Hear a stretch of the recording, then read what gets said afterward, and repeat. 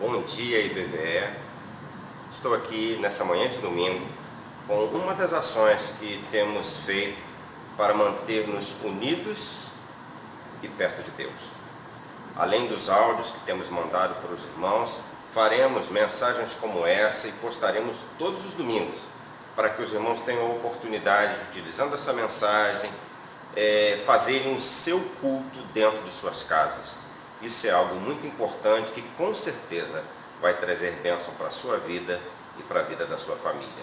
Eu quero falar nessa manhã sobre essa crise que nós temos enfrentado nesses dias, esse bombardeio que a mídia tem feito em nossas casas, falando de doença, de morte. Isso realmente tem assustado a todos. E nesse momento de crise, de adversidade, nós precisamos pensar como agir.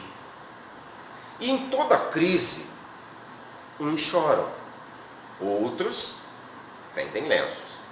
É por isso que nós, IBVE, precisamos entender esse tempo de adversidade como uma oportunidade. E é isso que eu gostaria de falar nessa manhã, transformando a adversidade em oportunidade. Nós vamos ler um texto que se encontra em Filipenses 1, de 12 a 14, e depois o capítulo 4, versículo 21 e 22. Diz assim: Quero que saibam, irmãos, que aquilo que me aconteceu tem, ao contrário, servido para o progresso do Evangelho. Como resultado, tornou-se evidente a toda a guarda do palácio e a todos os demais que estou na prisão por causa de Cristo. E os irmãos, em sua maioria, motivados no Senhor pela minha prisão, estão anunciando a palavra com maior determinação e destemor. Amém. Primeiro, meus irmãos, essa adversidade é uma oportunidade para exercer fé. O apóstolo Paulo, ele estava preso quando escreveu essa carta, preso em Roma.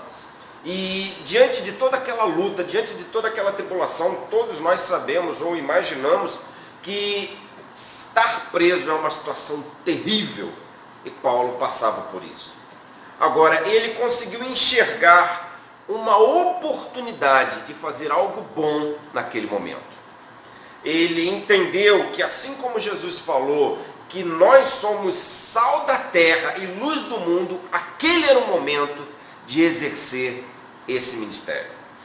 Paulo poderia ficar queixoso, deprimido, triste, mas a sua atitude foi exatamente o oposto disso. Ele se sentiu motivado a servir mais ainda ao Senhor Jesus. Mesmo naquela prisão, ele não se permitiu ser destruído pelo medo e pela ansiedade. Pela fé, ele avançou e foi usado poderosamente por Deus naquele momento. Ele não permitiu que a sua paz, que a sua alegria fossem destruídas por aquele momento. Da mesma forma, meus irmãos, nós precisamos entender que toda essa adversidade, ela pode se transformar em uma oportunidade para nos fortalecer e para buscar o Senhor. Nós estamos impedidos de sair de casa, nós estamos sendo aconselhados a não fazê-lo, e diante disso, muitos não têm podido trabalhar, muitos estão evitando sair às ruas, e com isso, temos mais tempo. Porque antes tínhamos que pegar transportes públicos, tínhamos que fazer uma série de coisas que hoje estamos impedidos de fazê-lo. É verdade que alguns bravamente ainda têm feito isso. Mas o fato é que podemos aproveitar parte desse tempo que temos para ler a Bíblia, para orar, para ouvir louvores e para buscar a Deus. Fortalecer a nossa fé e nos renovar espiritualmente. E é isso que precisamos escolher. O que vamos fazer com esse tempo que agora possuímos? Vamos permitir que a adversidade nos pise, tire a nossa paz, ou vamos buscar a Deus? Precisamos lembrar, meus irmãos, do que Paulo e Silas fizeram quando igualmente estavam presos. Lá, feridos, em vez de se lamuriarem por isso, estavam orando e louvando ao Senhor. Da mesma forma, você precisa, meu irmão, nesse tempo, buscar mais a Deus, porque é orando e clamando que Deus vai agir nessa situação. Outra coisa, meus irmãos, é que essa adversidade é uma oportunidade para pregar o Evangelho. Paulo enxergou na prisão essa oportunidade de falar de Jesus. Ele foi colocado em constante vigilância pela guarda pretoriana, que era a guarda de elite do imperador romano. Ele tinha 2 soldados que se revezavam em turnos para vigiá-lo. E diante disso, aqueles homens que eram obrigados a ficar junto com Paulo, o que você acha que Paulo fez naquele momento? Conversou sobre os jogos públicos muito famosos na época, ou da política de Roma? Com certeza não. Ele falava intrepidamente do Evangelho de Jesus. E aí, meus irmãos, isso trouxe efeitos, porque se nós lermos lá no capítulo 4, nos versos 21 e 22 de Filipenses, diz: saúdem a todos os santos em Cristo Jesus. Os irmãos que estão comigo enviam saudações. Todos os santos lhe enviam saudações, especialmente os que são no palácio de César. E quem são esses santos, esses irmãos que estão no palácio de César? São aqueles que se converteram entre os soldados e seus familiares que foram forçados a ficar em contato direto com Paulo. Ou seja, meus irmãos, da mesma maneira, eu e você podemos pregar o Evangelho dentro de nossas casas, ou fortalecer a fé dos nossos entes familiares. A mesma ousadia e a mesma estratégia de Paulo pode ser utilizada por nós. Podemos reunir os nossos familiares e cultuar ao Senhor. Eles podem, no momento, até resistir, mas se você for amoroso, fiel, insistente e sábio, poderá conseguir a atenção deles. Faça cultos, convide-os a orar pelo momento em que nós estamos vivendo, pela crise que o país enfrenta. Coloque louvores para serem ouvidos e compartilhe mensagens de esperança e fé. Isso com certeza pode transformar a adversidade em uma grande oportunidade de aproximar pessoas de Deus. Lembrem-se que no momento em que Jesus estava sedento e à busca de água e encontrou uma mulher que estava tirando água do poço, ele aproveitou aquela oportunidade para pregar o Evangelho. Aproveite as oportunidades que o Senhor está te dando nesse momento e aproxime a sua família de Deus. E a última questão que eu gostaria de enfatizar é que essa adversidade também é uma oportunidade para semear esperança.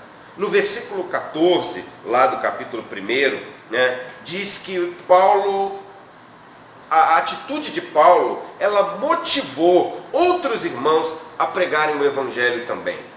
Essa atitude de Paulo em não esmorecer diante das suas lutas, das suas tribulações, contagiou a outros. Se Paulo, que estava preso, tinha esse poder, essa força, essa autoridade, essa disposição de servir a Deus, outros, ao enxergarem isso, também queriam essa esperança e essa força para si. Paulo transformou a sua adversidade numa oportunidade de semear esperança e fé. Você, meu irmão, pode fazer a mesma coisa. Transmita, compartilhe a fé e a esperança que só Jesus pode dar. Isso transformará a sua casa, a sua família e todos aqueles que tiverem contato contigo. Seja um canal de bênção, esperança nesses dias de medo e incerteza. Creia e exalte a Deus para que você seja um farol, uma ponte no meio de águas turbulentas, um canal de bênção de Deus sobre a vida daqueles que estão ao seu redor.